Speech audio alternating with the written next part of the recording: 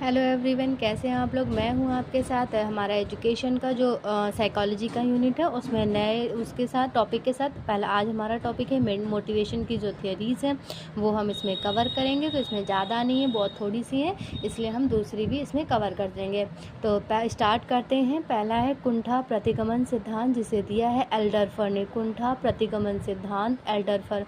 Second, आत्मानुभूति का सिद्धांत, जिसे दिया है मैस्लो ने। इसको कहते हैं आवश्यकता अधिक्रम या फिर आत्मसिद्ध की आवश्यकता का सिद्धांत। आत्मानुभूति का सिद्धांत या फिर आत्मसिद्ध की आवश्यकता का सिद्धांत या आवश्यकता अधिक्रम, इसे दिया है मैस्लो ने। नेक्स्ट थर्ड हमारा है उपलब्धि अभिप्रेरणा का सिद्धांत। ये है मैक्लेलैंड का उपलब्ध अभिप्रेरणा का सिद्धांत, मैक्लेलैंड। अहम मतस्थता का सिद्धांत, सेरिफ और कंट्रोल। अहम मतस्थता का सिद्धांत, सेरिफ और कंट्रोल।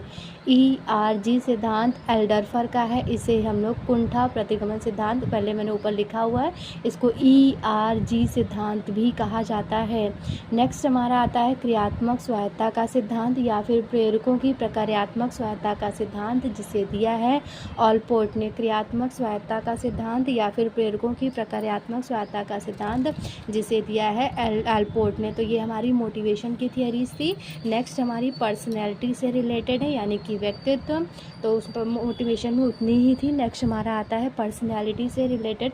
तो पर्सनैलिटी में पहला है मनोविश्लेषणात्मक सिद्धांत, ये दिया था फ्रायड ने। फ्रायड ने इसमें 3 तरह बताए थे, इदम, अहम और वन्यहम।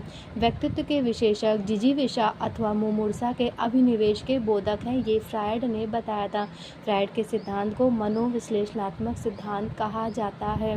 नेक्स्ट है मनोवैज्ञानिक प्रकार, ये हमारा दिया था युंग ने।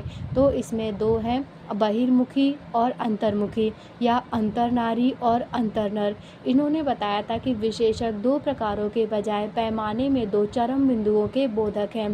क्वेश्चन में कभी कभी ऐसा पूछा जाता है कि अंतर्नारी और अंतर्नर प्रकार किसने दिया है, या फिर पर्सनैलिटी या व्यक्तित्व का जो बहिर्मुखी और अंतर्मुखी प्रकार है ये किसने दिया है, तो उसमें आपको ये बताना रहेगा।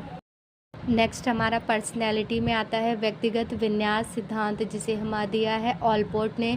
इसमें इन्होंने 3 तरह बताए हैं, मुख्य, केंद्रवर्ती एवं गौण विशेषताएं। इसमें इन्होंने व्यक्तित्व की जो है वो विशेषताओं के आधार पर इन्होंने डिवाइड किया है, उसे विशेषताएं या विशेषक आप कह सकते हैं। व्यक्तित्व के विशेषक व्यवहार पद्धति के माध्यम से व्यक्त मनोस्नाविक संरचना के प्रदर्शक होते हैं, ये इनका स्टेटमेंट है। कभी कभी स्टेटमेंट देख के भी पूछ लिया जाता है कि ये किसने दिया था। नेक्स्ट हमारा आता है पृष्ठ एवं मूल विशेषक सिद्धांत, ये है कैटल का। तो इन्होंने 2 तरह के बताए हैं, एक पृष्ठ एवं स्रोत विशेषक या मूल विशेषक, 2 प्रकार बताए हैं। व्यक्तित्व के विशेषक वातावरण और वंशानुक्रम दोनों से प्रभावित होते हैं। इन्होंने बताया था कि जो पर्सनैलिटी के कारक लक्षण होते हैं वो केवल ना ही इन्वायरमेंट से और ना ही हेरिडिटी से अफेक्ट होते हैं, बल्कि जो इन्वायरमेंट और हेरिडिटी यानी कि वातावरण और वंशानुक्रम दोनों है उनसे अफेक्ट होते हैं, और उन्हीं से जो किसी भी व्यक्ति के लक्षण होते हैं उन पर उनका प्रभाव पड़ता है। नेक्स्ट हमारा आता है श्रेष्ठता की चाय, इसे दिया है एल्डर ने। और नेक्स्ट है गोलाकार, लंबाकार, मध्याकार प्रकार, ये है शेल्डन का। तो मैंने आपको पहले भी बताया कि क्वेश्चन ऐसे भी पूछ लिया जाता है कि निम्नलिखित में से किस मनोवैज्ञानिक ने बताया है व्यक्तित्व के प्रकार गोलाकार, लंबाकार और मध्याकार, फिर उसमें ऑप्शन दिए रहेंगे नाम, तो आपको उसमें शेल्डन को टिक करना है।